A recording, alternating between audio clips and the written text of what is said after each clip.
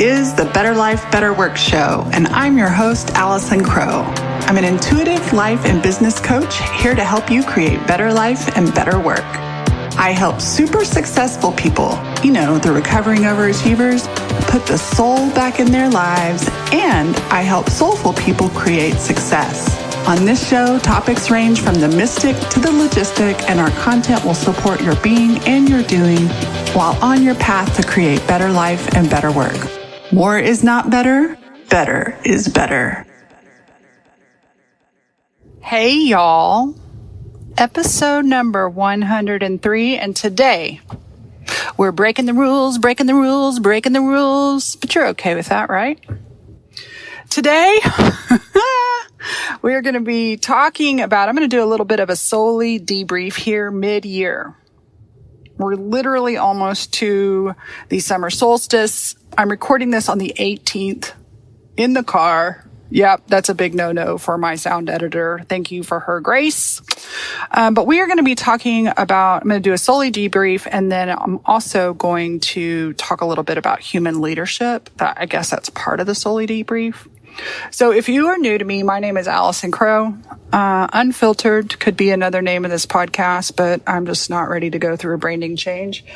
I speak on all things authentic and human leadership, life, biz. And right now, boy, are we living some life. I mean, we're always living life, but life is different these days. So what I want to do is do what we call a Soulie debrief. My coach has a thing that she does called a CEO debrief. It's really just for me a reflective exercise because life is asking me to reflect. How about you? So I want to set some context for this specific debrief. And here's how you can learn. Like, as I ask myself the questions, you can do one of two things. You can listen to my answers and see how it applies to your own life and take it and run with it from there, because I trust that you're like really intuitive and smart and considerate of your own being. And so these podcasts are always to get you to think about yourself and your life, even though I am my favorite subject.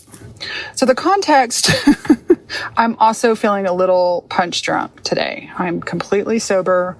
I have not eaten lunch. I knew that if I ate lunch before I recorded this, then I'd be like in food coma land. So I decided to go ahead and share what's on my heart with you guys. So context. This is something like, what is the context of both my personal, professional, and civic climate? And so the context of this debrief today is here in Texas, in the Austin area, COVID-19 is surging. I saw a funny meme the other day that said, COVID seems to be like how I try to get abs. I try for 3 months and then I just give up. And it seems like in the last couple of weeks, everything in Texas is opened up. People are doing whatever the hell they want. And we're starting to see the effects of those. So that is a stressor that wherever you are in the world, you're probably being affected by COVID in some way or another. And so that underlying stressor is there. Definitely in it's not the beginning, it's not the middle, it's not the end, but the anti-racist revolution that is beginning, surging, starting. I know that is a long ass journey and it is intense and there's a lot of stuff been going off and going on recently, but that is, like I told my clients today, it's like climbing Mount Kilimanjaro. It is not, without any training. It is not going to be easy and it is not going to be a short trip. I am also in the context of recognizing this week in a coaching session with my coach that there is definitely some grief I'm experiencing. My losses are very luxurious, but they are also part of my thrive and the things that give my life vitality. So I am grieving Camp Starheart having to be rescheduled. I am grieving a retreat with my mastermind clients, some of whom were planning on coming from around the world to Austin and to my hometown. I am grieving going on retreat with my coach and my colleagues. And I joined a high-end mastermind this year. And one of the things that I really wanted to be a part of it for was not just the information, but to be able to spend time face-to-face, voice-to-voice in the room with these women for an extended period of time. And we've had to cancel that. And we don't know about this fall either. So, and then the other one that I just realized, I don't even know if I told you guys this yet. So, if you follow me on Facebook, you might have known this. You certainly wouldn't be remembering and thinking about it because it wasn't necessarily important to you. But I decided to go out on a limb and chose to put something on my calendar to look forward to that felt spicy, that felt risky, that felt like doing something that I was afraid of doing, but I really wanted to do. And what that was for me was I booked a place, I booked a place and scheduled my very first live evening of coaching and comedy. And I sold tickets and everything and had to cancel it. And so my coach asked me something yesterday. I don't even remember the question she asked, like, what's something fun you could do, or what's something, that you could go to look forward to. And I was kind of going through my Rolodex, like, yeah, I've kind of done retreats. I've done this. There was a lot of things that I've experienced. A lot of times when I'm afraid to experience something, but I have a desire, I just run and jump and do it anyways. And right now, with the way things are going on, it's just a little, despite all the drama out there, everyday life is a little monotonous. And I'm also in this phase. So June, July, and August in my business are what we call rest, serve, and play. They are not big selling seasons. We don't have a lot of selling going on, no big campaigns. And so it's rest, serve, and play. And there was supposed to be a lot of connection and fun and even selling at Camp Starheart, but then also this fun for me project of trying to pull off this coaching and comedy thing. And so it just hit me the other day on my call with my coach. I was like, oh yeah. So many of you may have obvious grief. I know a lot of my clients are, they had to redo graduations and proms got canceled. And I realize that these are all luxurious things, but they are part of the thriving of our lives. More of the context, my business is actually really solid and stable right now. My marriage is actually really solid and stable, and we're laughing and supporting each other, and we've figured out our new groove in all of this. The last thing I have on my context, I wrote some notes, and the last thing I have on my context is bored as fuck. And so I know that as I yell into the microphone, I know that boredom is really a luxury. And right now, that's just what my days look very similar.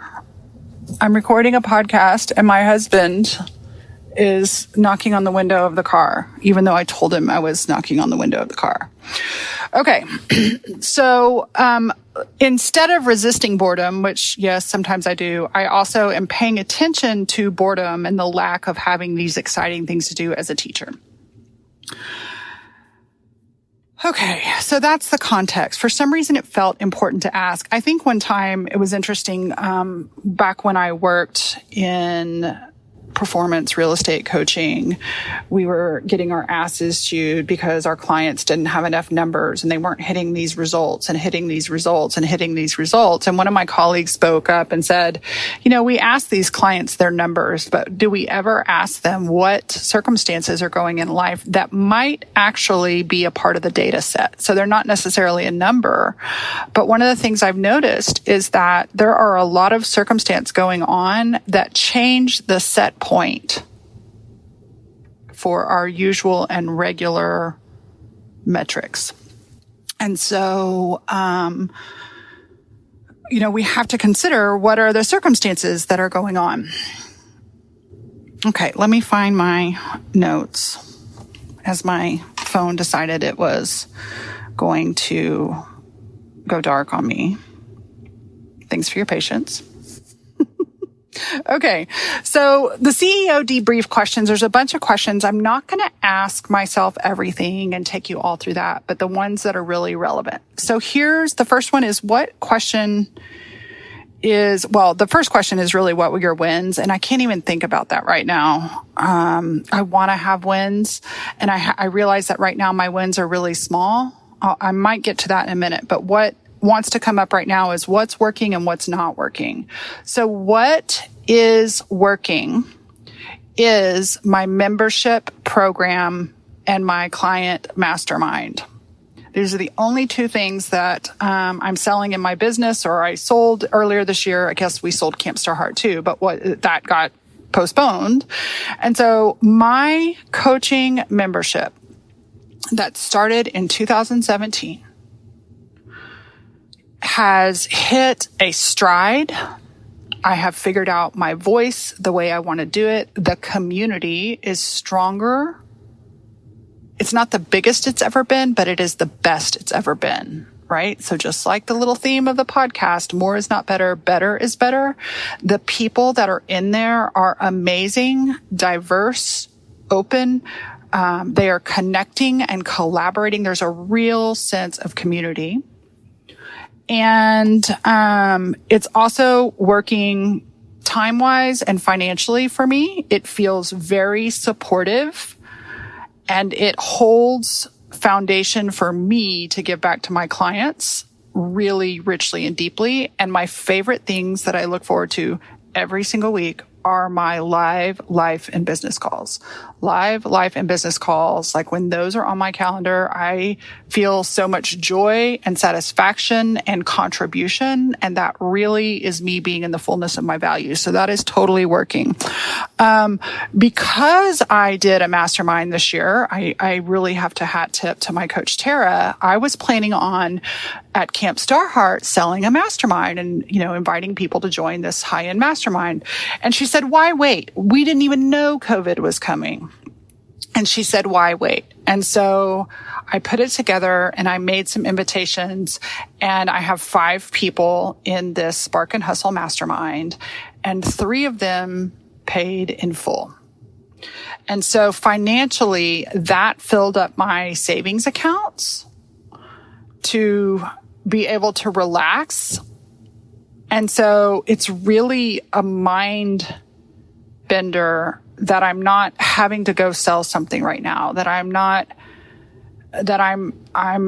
certainly could be, but I don't feel inspired to, and it's not on my marketing calendar, right? So that's the other thing that's working. I have a plan that I have mapped out a year and ahead of time. This is my 2nd year of doing it.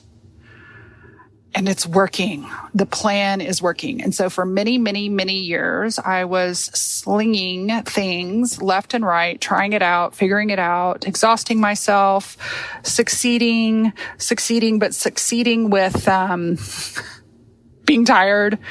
And I reset, and I reset very much like today and thought, how do I want to be? How do I want to live? What's working in my business and what's not working. And now I can see 3 years in, y'all, it takes about 3 years for a really big project to ground and be stable, to know whether or not it's really working. So these things are working and feel really good. And my coach pointed out, she was like, technically you don't need to sell anything else for the rest of the year. And I looked up and she's right. Like I've already hit last year's income last month by April.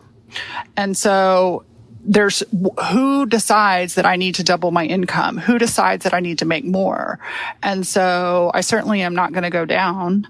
My bills are paid. My debt is way paid down. My savings have money in it. I'm actually really training my neuromuscular nervous system, all of that together, my muscles and my nervous system, training my body and my muscles to feel the security that I have created for myself instead of the drama. What else is working? My technology, my team. So a year ago, in a few months, decided I'm becoming a woman who allows high-level help. I now have high-level help. It is very supportive. it is worth it to step into this CEO role in my company. For some reason, I was terrified around doing that, and I just made the decision. I'm not saying that I wasn't afraid when I moved forward. I just decided this is who I am. This is what I'm doing. And now I have a team. I'm going to be doing some podcasts later with some of my team members to talk with you guys about that. And what is really fun about having a team is that is trickling down to my clients. The favorite thing that I see that's working for my clients in the last season, even in the middle of all this COVID, is that my clients are hiring professional help so that my clients can be the genius of their specialty, and they are spending money getting professional copywriting help, professional marketing help, professional podcasting help, whatever it is. And so they're hiring other people to set the stage to market their businesses so that they can use all of their energy to serve their people. And that is so amazing to watch. I know for a lot of people, it's very scary to invest. You say invest in your business, literally invest in having other people do some of the work instead of bootstrapping everything. And so as I shift into Soulful CEO, my clients are really shifting into the CEO role right alongside me. And that is really fun. Most of my clients are growth and achievement phase. We'll talk about that. I keep putting off the podcast that's like launch, growth, achievement phase. It's all good. Okay, so here's what's not working. Right now, for me, being on Facebook isn't working. And that scares the shit out of me. I told my clients the other day, one of them was like, can we talk about email marketing? And I was like, yes. First of all, I love talking about marketing. I love talking about marketing, you guys. I love marketing and sales. And I used to think I hated sales and marketing, but I love genuine, authentic, helpful marketing sales. I am fascinated with marketing and sales. I love to learn about it. I love to master. I care about it. I can't just delegate it and have somebody else do about it. I get so excited. And one of the biggest sales mistakes I have made was to not spend as much time putting together my quote list. I do have a list. I do have things set up to have people join my list. Many of you get an email every Sunday that tells you about the podcast. And so shout out to my email openers. I appreciate you. My email list is mine, but my Facebook profile is not. It is owned by Facebook. And I have a lot more followers on Facebook and friends or whatever. And I know that only 6% of those people see anything I do. So I'm always telling my clients, if you have 4,000 friends on Facebook, and 1,000 people on your email list that have chosen to be there, that want to hear from you, then your list is way more powerful. But I do show up. Like, Facebook has been my rented office space. And that has worked until it doesn't work. And so what's not working about my personal Facebook profile. And often I tell my clients to start their work on their personal Facebook profile, especially if they have a brand or an offering that is very much a part of who they are, right? And so it goes back to share your heart, show your work, which is the methodology that I created, the zeitgeist that I created for marketing, sharing my heart, showing my work, selling my services, and staying in contact and loving on people to build my business. And so for the past 10 years, 98% of my clients have come through connections made on Facebook or events that I learned about on Facebook and went to in person. And so what happens, my friends, when you decide that Facebook or whatever your current favorite place is toxic? And so I've been talking with my clients about, what if Facebook went away tomorrow? I don't know. I don't know that it will or that it won't. But what if I decide I don't want to be there? How am I going to engage and communicate with my clients? Well, businesses have been doing this for years. What I like about Facebook is that in the past, it's been so easy to build relationships, and I'm a relationship gal. And then the other thing is when we didn't have it, how we built relationships was locally. We'd like go to lunch and have parties and events and things like that. Well, we can't do that now either. So what is not working for me is election cycle Facebook. I am waking up every day and opening this toxic social media program where I am seeing too much crap and where human beings have just decided to be assholes to other human beings. Where people have decided, people that I know and don't know, have decided to be assholes to me. And it just feels really toxic, and it feels like I have to dig for the good stuff. I see so much that hurts my heart. And because of the context of COVID, because of the context of doing my own inner work about my own racist self, because of the climate, because of all the other stressors in my life, my skin is thin. And so this is not an absolute for you. This is not meant to project guilt on you. But I know right now that I feel a little fried. And I jumped on my dad's ass about something he posted the other day. And normally, if he posts something I don't agree with, I just let it go. And little did I know that jumping on that ass would turn into all kinds of bullshit. Now, I will say I have no regrets. I have no regrets. And the bullshit is helping me see so clearly. There's always gold when there's shit. And, it helped me realize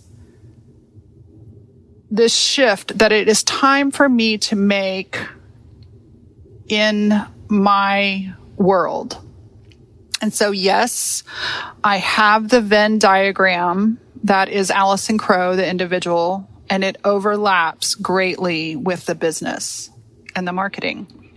But I'm sitting outside a bank where my husband has a what are those safety deposit box, right? And these people come to work, and they come to work in this bank, and maybe they work for that bank. And all my life in business is in my world. And I'm realizing I need to pull away the two circles of my Venn diagram. I need to stretch them out a little bit more. And so I think it's time. I know I did an experiment a couple years ago, like moving away from my personal page to my professional page. And certainly I got more interaction, engagement on my personal page. And it is time for me to move to my professional page and let my personal page be personal and current clients only. I have to give myself permission. Now, here's the thing. I am not a stick my head in the sand person. I don't want to run around in fairy fucking land and pretend everything is okay. And I must manage my energy, and I need to pick my battles.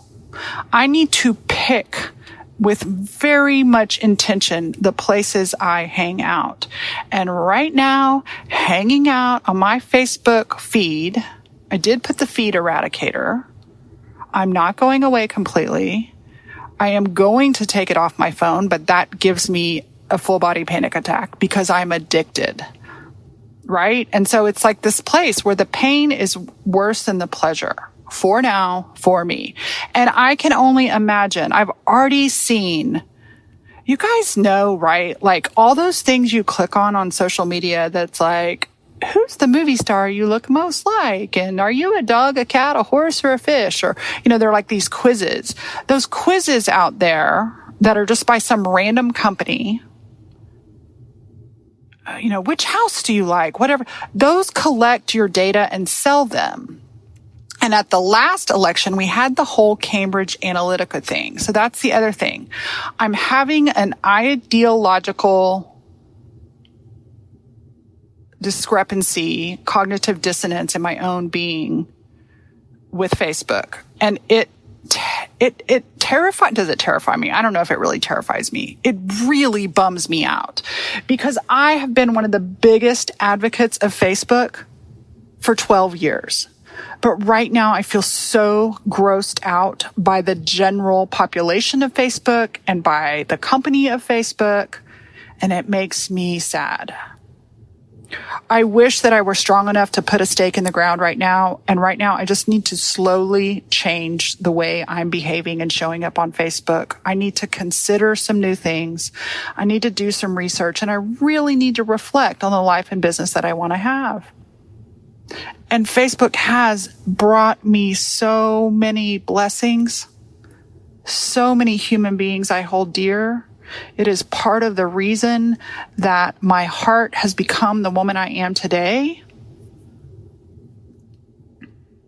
I tell my clients in very chapter 1 of Share Your Heart, Show Your Work, the internet is the fire of our time. And it can either I don't know why I'm having trouble talking today. It can either warm our hearts and create meals and warm our homes, or it can burn us down. And lately, even though Facebook totally supports my business, my human beingness feels singed on social media. And I want to have the stamina to do the difficult inner and outer work to make the change I want to in the world around me. And so I'm going to be making some adjustments. Now, here's what sucks. The first place I'd want to go to is Instagram, and I still will be on Instagram. But hell, if that's not still owned by Facebook. But for now, Instagram and my business page are where you can find me. And if you really want to find, if all those went away, they literally disappeared overnight, like MySpace. Who remembers that? If they literally disappeared overnight, my clients are so cute. They go, we know where to find you, right? And that requires me breaking some really ingrained habits. However, I also see the upside of being willing to do the difficult work of making changes. Right? So a lot of times, you guys, when we're looking at difficult changes, we only see the misery.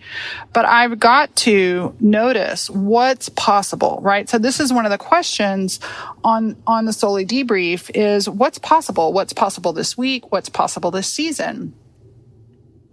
What's possible if I do my work and I love all my people and then I put the fucking phone down? What's possible if those programs are only on my computer instead of in my hand 18 hours a day? What's possible if the first thing when I wake up, it's not looking at my phone? I hate to admit, I get embarrassed about very little, but the fact is, this phone is in my hand all the time. And I'm always looking at something.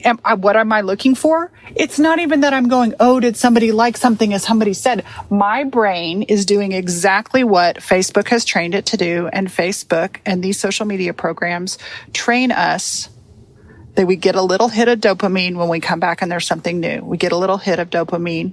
So basically, I'm microdosing on Facebook all fucking day long, and it's no longer useful. So I'm going to see what's going to happen here. I do encourage you, let's take the station identification break. Let me take a sip of my drink. And if you are not already signed up at AllisonCrow.com to be in my inner world of people, which is actually very small. You want to know a secret? I get asked all the time. Hey, you've been in business for 12 years. You probably have a big ass list. I have a small, curated, wonderful list. I don't need any bullshit on my list. So if you're on my list and you don't want to be, you can go. I only want people who want to be in my address book. Only. I know that more is better in the email marketing world, but that to me is sacred. And so mine is actually, it's funny because sometimes when I get like all insecure, somebody says, yeah, but your list is really faithful. Your list really wants to hear from you. And I'm like, oh yeah, that's what I want. That's right. Okay, let me look at my,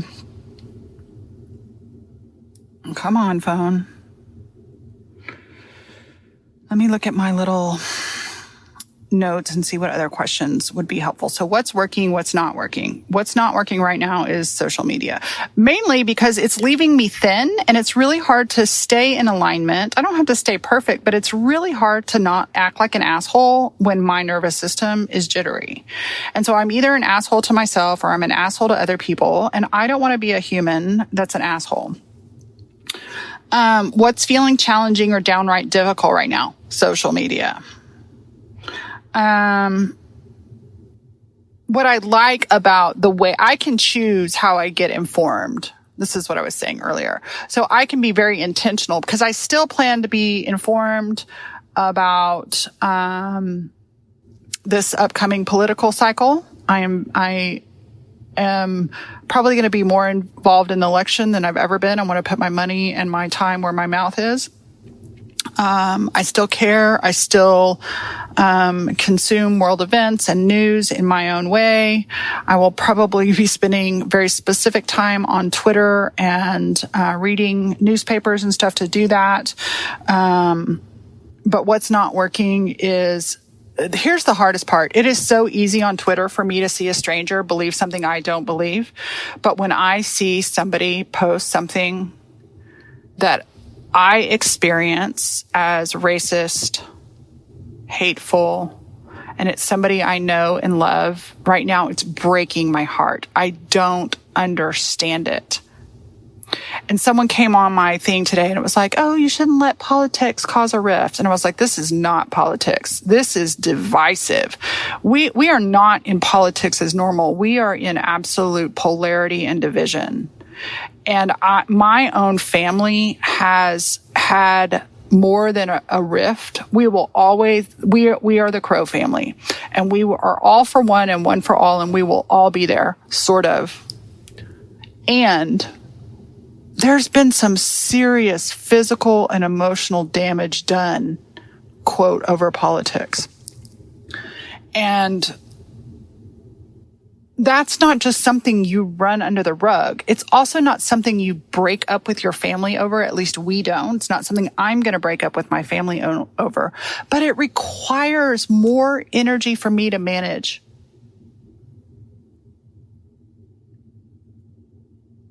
And it becomes very personal. It's not just Democrat or Republican. There is so much shit out there. And I am personally in my own journey working on take nothing personally. Well, wouldn't that be fucking nice if we could do it, right? So here's the other thing. Now, you're seeing some of my crunchy side today. Here's what is working, although the patriarchy and perfection linear world will tell you it's not. And in fact, I had 2 fucking jackasses send me private messages that told me I should be ashamed of myself. And they used abusive language and abusive in the not vulgar. I'm vulgar. But they used language to try and silence me with their white maleness. Now, I'm not saying all white males are assholes, because there certainly are not. There are certainly plenty that are amazing and supportive, including my husband, who really wants me to be able to use my voice. And when I use my voice, he holds my voice up. He never silences me. But these 2 messages are people that I don't know that literally came in and said, if you were my daughter, I'd be so disappointed in you. Well, first of all, fucker, I'm about 20 years older than you, and I'm not your goddamn daughter. I told one to back the fuck off. I don't know you, back the fuck off. And the other one I just blocked and deleted. And I realize that may be common for other people, but it doesn't happen to me. And I was just like, what the hell?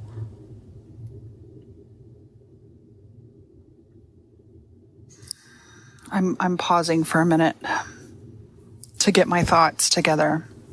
Oh, so you're seeing this crunchy side of me.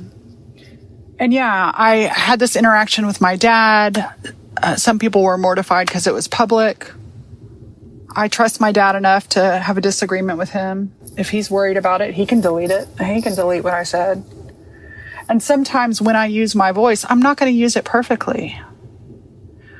But a long time ago, not that long ago, but 15 years ago, even more than that, I reflected back and saw the various leaders in my life. And I saw leaders in front of the stage and behind the stage. And I noticed, there's that phrase, never meet your heroes. And I saw so many people put somebody on a pedestal, and they weren't bad people. They were just human.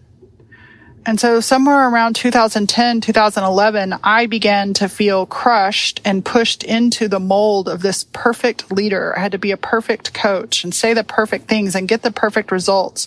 And if I didn't wear my hair right, or if I made a sarcastic joke, it was misinterpreted. And I left a company that was always slapping my wrist like a little girl, literally slapping my wrist like a little girl, instead of treating me like an adult. And so I decided I would treat myself like an adult. And if I'm adult and I approve of myself, then I approve of all of myself. And you guys know, if you're listening to this podcast, I'm just a gal. I'm a lady doing her thing. I am not perfect. I have got glory and holy and beauty in my life, and I have shit shows just like you do. I have good things that happen, and I have difficult things that happen. You know what? Today, my marriage is doing fan-fucking-tastic, but there have certainly been times where it hasn't. And if I'm going to be married for as long as I think I might be married, it certainly could go down the shitter another time. We have life and death, that verse, those verses from Ecclesiastes in the Bible. There is a time for life and a time for death and a time for joy and a time for sorrow. You guys, we're human. And I decided a long time ago that I wanted to lead from a human place. I didn't want to pretend everything was rosy and Lamborghinis and beaches and cartwheels and fields with flowers. I wanted it to be some of the beauty and some of the shit show. And why do I show you the shit show? Because it's human. Why do sometimes I share with you my passion? Why do I share, I think back in episode 16, 17, 18 somewhere is like the midlife crisis meltdown. I don't share that because I'm reveling in it and so proud to show you my shitty moments. I share that because my shitty moments give you permission to keep fucking going. There is nobody out here doing this without a wedgie every now and then that they got to pull out their ass. There is nobody out here. It's so funny. There's a couple of people online, and I remember getting fired by this girl one time.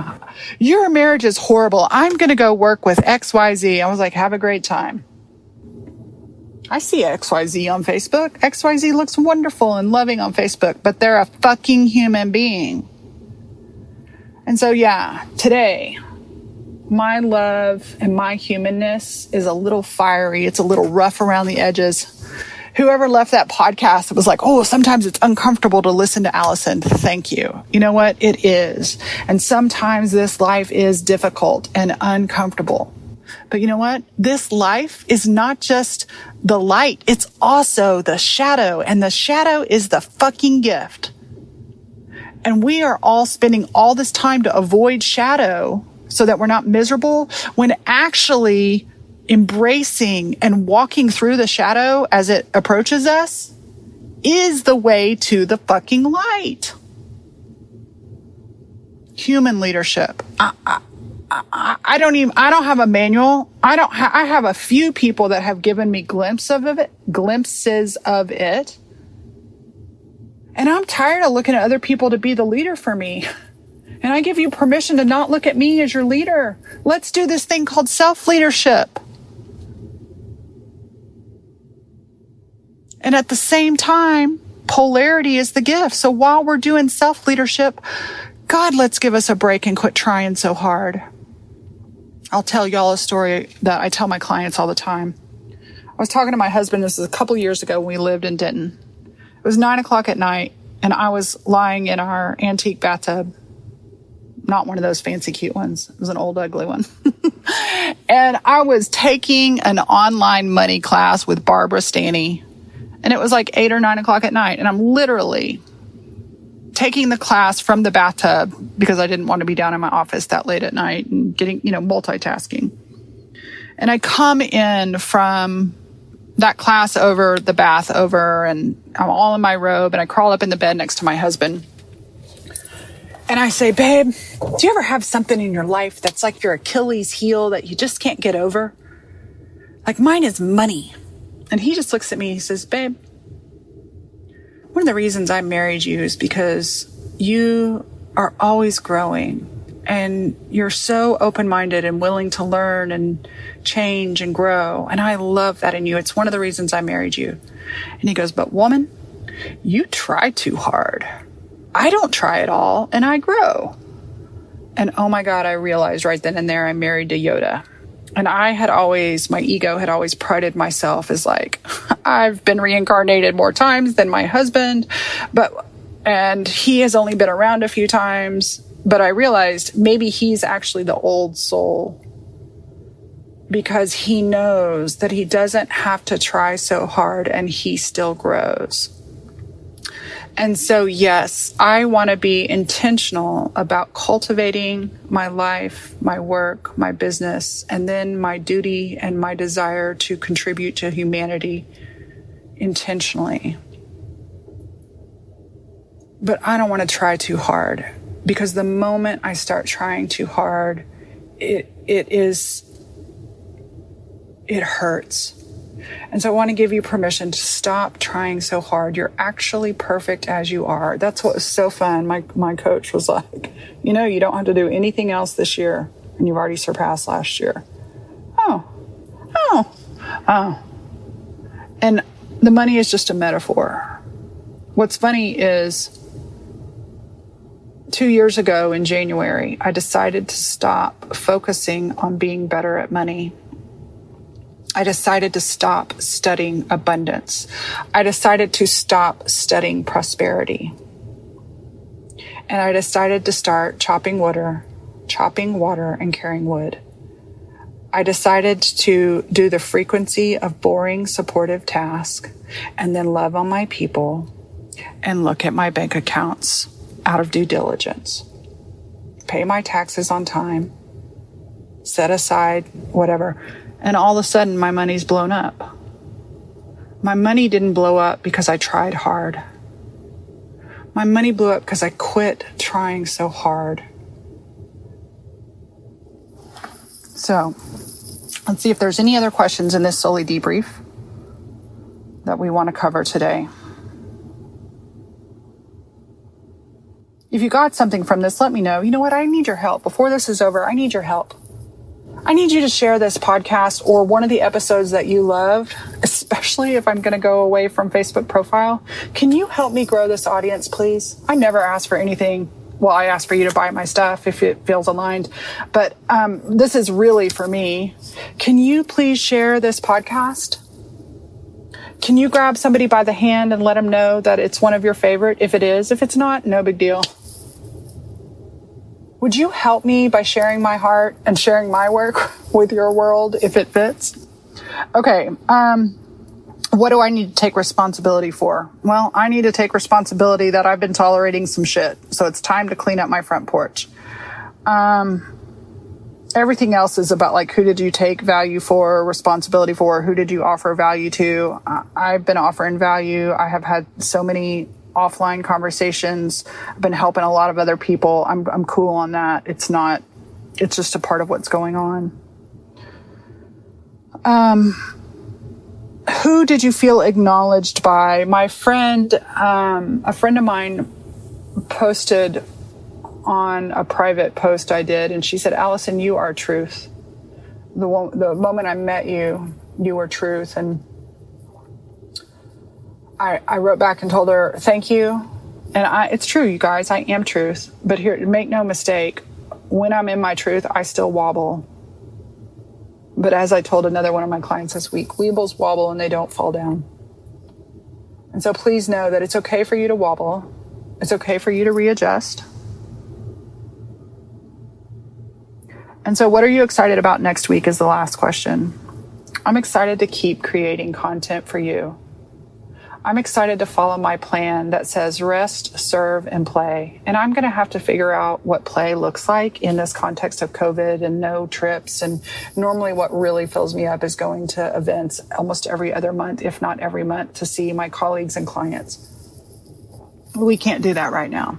No travel for me and my husband. So I'm going to have to figure out play. But as far as rest and serve, all I have to do is love on my current clients and create valuable content for you guys in this offering. I'm excited that I only have 3 things. Rest, I'm a master at that. Serve and play. I'm excited about letting it be simple. I'm excited about you sharing this podcast. I'm excited about being a human fucking leader instead of a pantyhose, blue suit leader. I'm excited about my imperfections being perfect and those giving you permission to be imperfect. I'm excited that I can record a podcast and fumble over my words and really think there are no more shoulds. I care enough about myself to not beat myself up over that stuff. It's real life. I love you guys. I appreciate you. Thank you so much for listening to the podcast. At some point, if it feels aligned with you, I would love for you to become my client. Right now, you can't become my client, but you can get on the wait list at coachwithallison.com. This fall, you're going to want to become a member of Soulful Success. Why on earth? It's the greatest asset and resource for the most amazing amount of money for $222 a month. Raise your hand and ask to be coached live. We have calls every Monday and every Thursday. We do have our Facebook group. I'm not going anywhere from that. Hopefully we'll have a fall retreat. Who knows? That's free for members. And then you have money left over to implement the insights and hire other people and truly become the CEO of your life and your business. Or as some of my clients say, the queen of their life and business. So get on that wait list, www.coachwithallison.com. Thank you so much for listening. Peace out, mofos. I love y'all. As always, thanks for listening. Totally appreciate you thinking about somebody who might really love this episode and you sharing it with them. Also, I always appreciate your reviews. It's like podcast currency. It's like a tip in the jar saying thanks. And finally, if you want to share on social media, a screenshot or any insights you get from listening to this episode, I will totally respond. You can share with the hashtag Better Life, Better Work Show. This show is sponsored by my 3 rescued dogs, Leroy Brown, Clementine, and Rocky Potato. They're here to remind you to consider adoption when you get your next pet. More is not better, better is better.